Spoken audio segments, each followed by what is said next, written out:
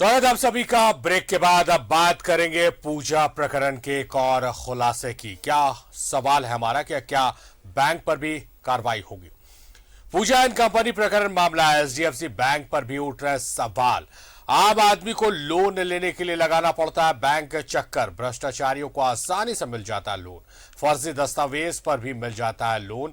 सूत्रों के हवाले से बड़ी खबर यह है कि 2% के कमीशन पर दिया गया पूजा एंड कंपनी को लोन।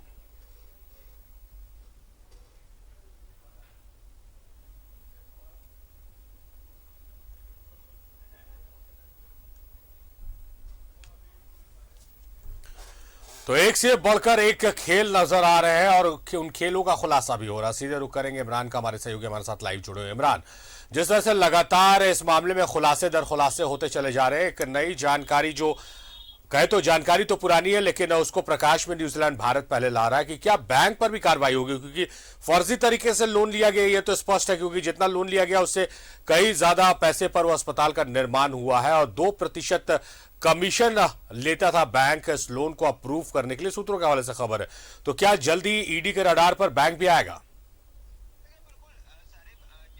बिल्कुल सारिब, जिस तरह से इस पूरे मामले को अगर हम देखें तो कई परत दर परत नई जानकारियां सामने आ रही हैं। चूंकि पल्स हॉस्पिटल के निर्माण को लेकर के सबको मालूम है कि करोड़ों रुपए खर्च हुए हैं, 100 करोड़ रुपए से ऊपर का खर्च आया है, लेकिन इस निर्माण के दौरान जो लोन लिए गए हैं वो बेहद कम रकम उपलब्ध कराए गए हैं लोन के रूप में। 23-24 करोड़ रुपए का लोन है और निर्माण जबकि 100 करोड़ से ऊपर का है। तो ऐसे में ये सवाल उठता है कि जिन बैंक से इस लोन को अप्रूव किया था, जिन बैंक अधिकारियों ने इस लोन को अप्रूव करते हुए पास करने की बातें की थी, क्या उसमें कमीशन का खेल चला है? इन सारी चीजों का सवाल इसलिए उठता है क्योंकि आम लोगों को किसी भी चीज में अगर लोन लेने के लिए जाए आप और हम तो कई जो है एड़ी चोटी का जोर लगाना पड़ता है। आप सही दस्तावेज देने के बावजूद आपको एड्रेस के नाम पर या दूसरे चीजों के नाम पर आपके लोन जो है वो रोक दिए जाते हैं, आपको लोन नहीं दिया जाता है, आपको पैसे भी उतने उपलब्ध नहीं कराए जाएंगे। लेकिन ये ऐसे पूजा सिंगल एंड कंपनी की अगर हम बात करें,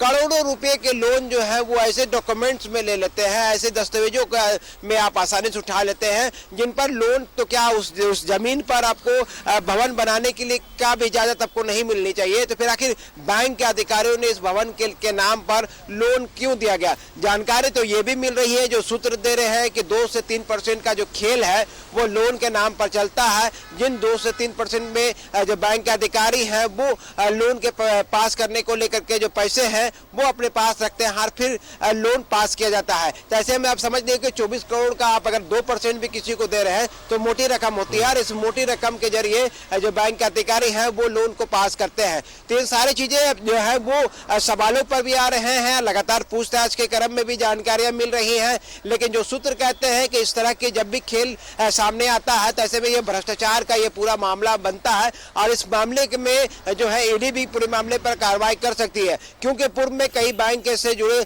अधिकारियों को भी ईडी के द्वारा जो है वो कई तरह की जानकारियां मांगी गई थी और कहीं न कहीं बैंक से ये पूछा जाएगा कि अगर 100 करोड़ रुपए से ऊपर के खर्च जो आ रहा है और ऐसे में आपने सिर्फ 23-24 करोड़ रुपए का जो आपने लोन सैंक्शन किया है उसके पीछे का मकसद क्या था? क्या प्रॉपर्टी आपके आकलन के हिसाब से एक पॉश इलाके में सिर्फ 24 करोड़ रुपए की थी? अगर नहीं थी तो फिर उन इलाकों के लिए आपने वैल्यू कम क्यों लगाई और किस हिसाब से आपने 24 करोड़ रुपए का लोन सैंक्शन किया? क्या आगे भी इस तरह की चीजें और भी सारी चीजें की जा रही थी? क्योंकि जब भ्रष्टाचार का खेल होता है तो सिर्फ एक डिपार्टमेंट तक ये सीमित नहीं रहता है। अक्सर देखा गया है कि कई ऐसे लोग भी इस पूरे मामले में जुड़ जाते हैं, बहुत सारे लोग उसमें शामिल रहते हैं और जरूरत है कि उन तमाम लोगों को चिन्हित कर, पहचान कर उनके खिलाफ भी कार्रवाई करने की। बहुत शुक्रिया इमरान तमाम जानकारियों के लिए।